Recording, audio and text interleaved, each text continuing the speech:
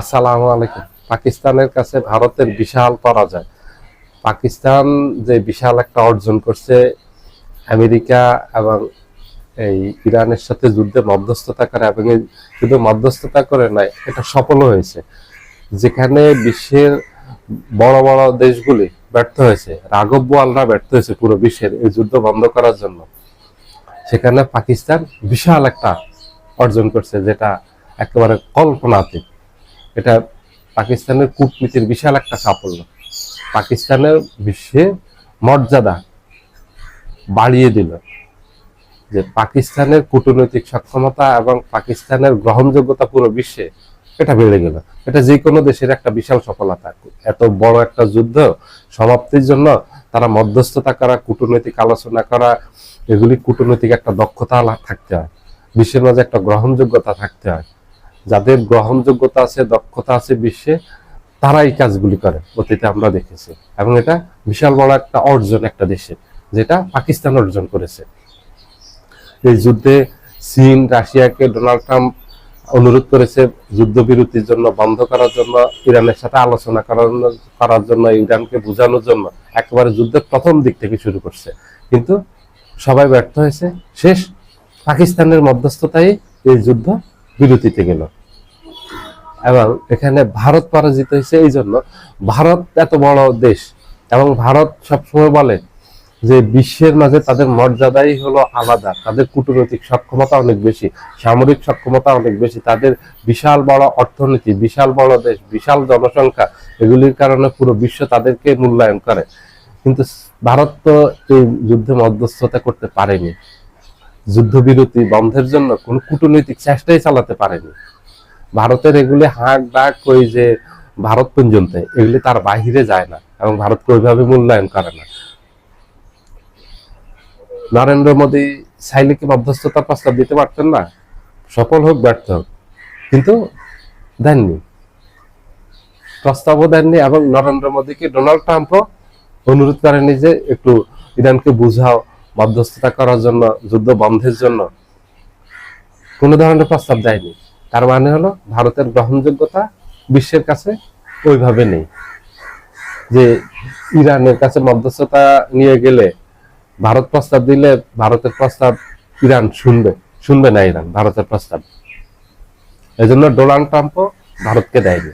আর ভারতও চেষ্টা করে, ভারত জানে যে চেষ্টা অর্থ হলো ব্যর্থতার অর্থ হলো এটা তাদের ভাবমূর্তি ক্ষুণ্ণ হবে। এখন যেটুকু আছে এইটুকু নিয়েই ভালো আছে, পরের প্রস্তাব দিতে গিয়া তাদের প্রস্তাব কেউ রাখবে না, মান মর্যাদা সব যাবে নরেন্দ্র মোদীর, ভারতের সব যাবে। এই জন্য ভারত কৌশলে এটার থেকে বিরত ছিল। আর এই ভারতকে পেলে সামনে অনেক এগিয়ে গেল ইরান, ভারতকে পিছনে পেলে অনেক সামনে এগিয়ে গেল পাকিস্তান। পাকিস্তানের এটা বিশাল একটা সাফল্য, এটা বিশাল বড় এক সাইনবোর্ড। এটা যে কোনো সময় এটা কাজে লাগবে, কারণ বিশ্বে আমেরিকার এই যে এত বড় একটা উপকার করলো ডোনাল্ড ট্রাম্প, এই যে মধ্যস্থতা করলো পাকিস্তানের সেনাপ্রধান আসিম মুনির এবং শাহবাজ শরীফ, দুইজনে মিলে ডোনাল্ড ট্রাম্পের সাথে খুবই ভালো সম্পর্ক। এখন ভবিষ্যতে আন্তর্জাতিক যে কোনো সম্পর্ক, যে কোনো সমস্যা এদের কাছ থেকে বিশাল বড় সহযোগিতা পাবে, এটাকে কাজে লাগিয়ে। কারণ ডোনাল্ড ট্রাম্পের বিপদের সময় পাকিস্তান পাশে দাঁড়িয়েছে। এটা ডোনাল্ড ট্রাম্পের জন্য বিপদ ছিল এই যুদ্ধটা, কারণ এই যুদ্ধটা শুরু করছে ডোনাল্ড ট্রাম্প, এখন এটার থেকে বেরিয়ে যাওয়ার পথ পায়নি। ডোনাল্ড ট্রাম্প ভেবেছিল যে ইরানের রাজনৈতিক কয়েকজন নেতাকে খামেনি সহ হত্যা করলে ইরানের রাষ্ট্র ব্যবস্থা ভেঙে পড়বে, সরকার ব্যবস্থা ভেঙে পড়বে, সেখানে তাদের পুতুল সরকার বসে ইরানকে নিয়ন্ত্রণ করবে। যখন দেখছে যে 2 দিনের হামলা একটা কিছু হয়নি, তখন ডোনাল্ড ট্রাম্প যুদ্ধবিরতির জন্য চেষ্টা করছে, কিন্তু ইরান রাজি হয়নি। ইরান পাল্টা যে প্রতিরোধ করছে, পাল্টা যে আক্রমণ করছে, এই আক্রমণের দিশেহারা হয়ে গেছে আমেরিকা, ইসরায়েল। কারণ ডোনাল্ড ট্রাম্প নিজেই স্বীকার করছে যে পাল্টা এইভাবে এত দ্রুততার সাথে ইরান আক্রমণ করবে, এত ভয়ঙ্কর আক্রমণ করবে, এটা ডোনাল্ড ট্রাম্প কল্পনা করতে পারেনি, ভাবতেও পারেনি। যার কারণে ডোনাল্ড ট্রাম্প বুঝে গেছে যে এখান থেকে দ্রুত বেরিয়ে যেতে হবে। বেরিয়ে যাওয়ার পথ আর খুঁজে পাচ্ছিল না, সেই পথটা খুঁজে দিয়েছে পাকিস্তানের মাধ্যমে সেই পথটা খুঁজে পেয়েছে ডোনাল্ড ট্রাম্প। এই জন্য এটা পাকিস্তানের জন্য বিশাল অর্জন, বিশাল বড় বিজয়, আর ভারতের জন্য বিশাল বড় পরাজয়। ভারতের মর্যাদা বাড়েনি, ভারতের মর্যাদা বরঞ্চ কমছে। ভারতের যে আন্তর্জাতিক পর্যায়ে কোনো গ্রহণযোগ্যতা নেই, এটার মাধ্যমে প্রমাণিত হলো যে ভারত যতই যে আমাদের শুধু কয়েকটা দেশের সাথে ভারত ওই যে হম্বিতম্বি করে বক্তব্য রাখে নরেন্দ্র মোদী এবং ভারতের রাজনীতিবিদদের, কিন্তু তার বাহিরে যে তাদের কোনো শক্তি নেই, সামর্থ্য নেই, এটা তার প্রমাণ।